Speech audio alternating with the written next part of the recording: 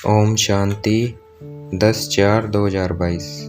आज की मुरली से मनन चिंतन। रिवाइज्ड मुरली 19/3/90। मुरली टाइटल उड़ती कला का आधार उमंग उत्साह के पंख।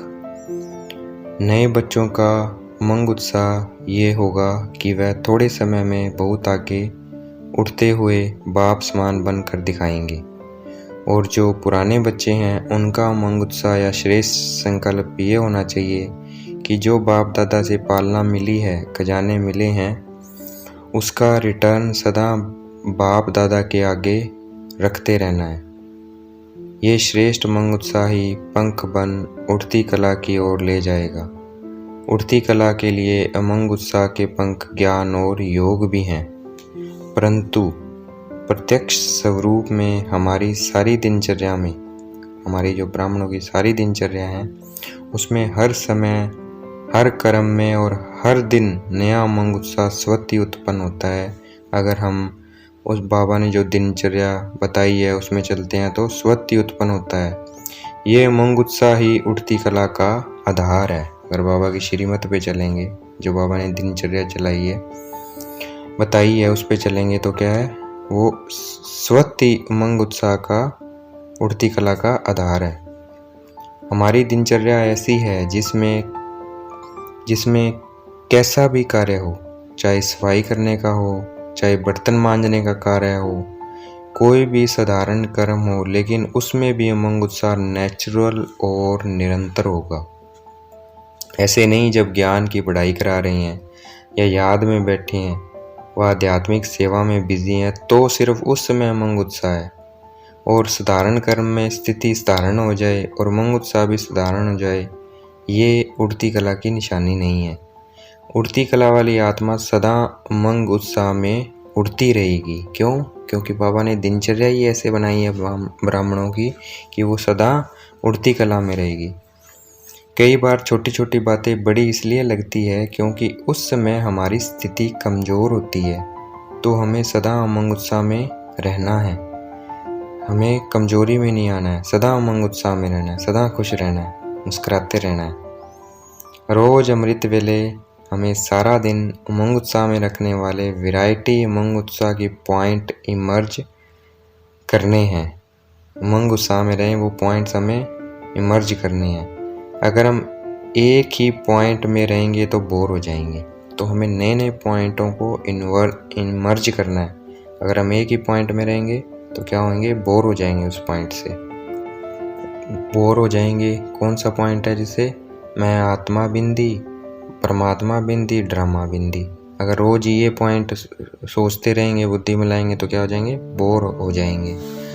तो हर रोज मुरली में उमंग उत्साह की पॉइंट आती है, उसको डायरी में भी नोट करनी है। बाबा रोज मुरली में अलग अलग पॉइंट्स देते हैं, उसको डायरी में नोट करनी है और बुद्धि में भी नोट करनी है। अगर वो पॉइंट बुद्धि से ना इमर्ज हो तो उसे डायरी से इमर्ज करनी है। डायरी में नोट कर ली, बुद्धि में नहीं हुई नोट हुई वो, लेकिन डायरी में कर ली, फिर वो डायरी वाली बार बार उसे रिवाइज करेंगे तो वो क्या हो जाएगा, बुद्धि में भी हो जाएगी।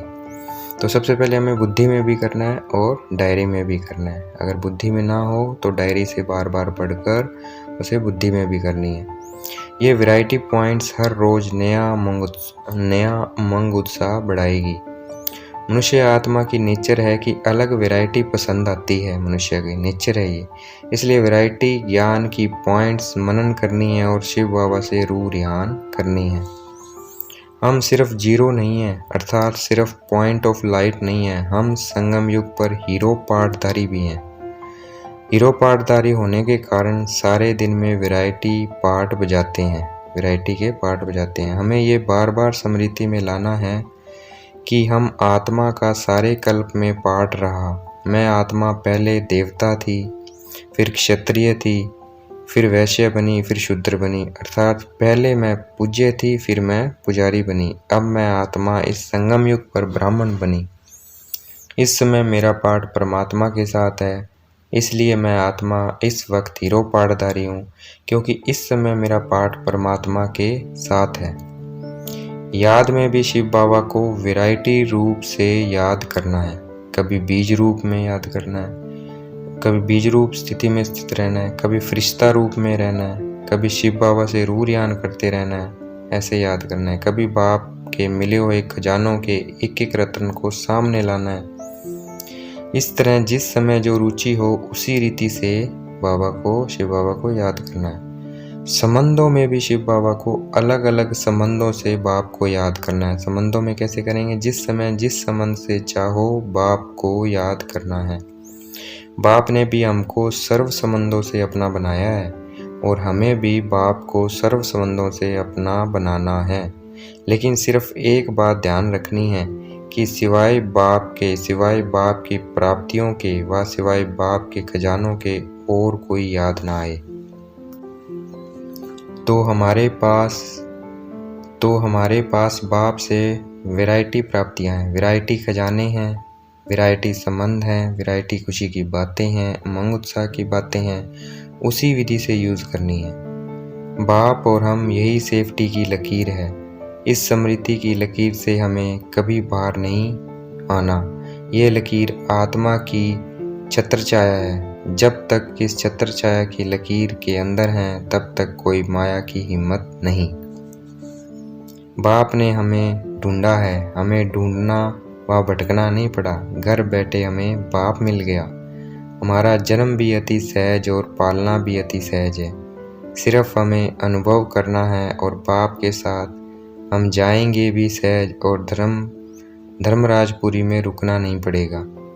हमें ये दृढ़ संकल्प करना है कि साथ हैं और साथ चलेंगे और आगे ब्रह्मा बाप के साथ राज्य में व पाठ में आएंगे। ब्रह्मा कुमारीज में जो कल्चर है वो ना इंडिया का कल्चर है ना विदेश का कल्चर है। ये ब्राह्मण कल्चर है, ब्रह्मा कुमारी का कल्चर है। अपनी कमजोरी को बार बार वर्णन नहीं करना है। अपनी कमजोरी शिव बाबा को देनी है। शिव बाबा उस कमजोरी के बदले शक्ति, खुशी और उमंग उत्साह देते हैं। हमें वो शक्ति, खुशी लेते जाना है। फिर हम देखेंगे हमारे अंदर कितना अच्छा उमंग उत्साह रहता है।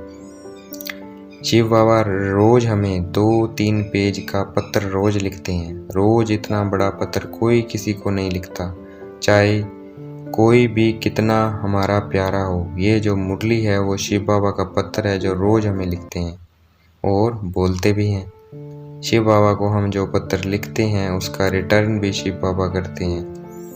बाप दादा पत्र के रिटर्न हमें शक्ति और खुशी एक्स्ट्रा देते हैं। सिर्फ बुद्धि को सदा केयरफुल और क्लियर रखनी है।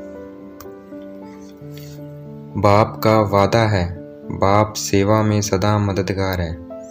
कैसी भी मुश्किल सेवा हो, बाप को सेवा बुद्धि से अर्पण कर देनी है। बाप करण करावन हार है। सेवा की जिम्मेवारी भूल करके अपने ऊपर नहीं लेनी है। सेवा की जो जिम्मेवारी है उसे भूल करके भी अपने ऊपर नहीं लेनी है।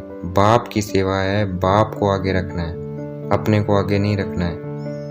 मैंने यह किया, यह मैं शब्द सफलता को दूर करता है। आज की मुरली का वरदान। ब्राह्मण जीवन में अलौकिक मौजों का अनुभव करने वाले कर्मों की गुण गति के ज्ञाता भव। ब्राह्मण जीवन में अलौकिक मौजों का अनुभव करने वाले कर्मों की गुण गति के ज्ञाता भव। आज की मुरली का स्लोगन। अहम और वहम में आने के बजाय सर्व पर रहम करो। अहम और वहम में आने के बजाय सर्व पर रहम करो। अच्छा, ओम शांति। शुक्रिया मेरे बाबा, शुक्रिया।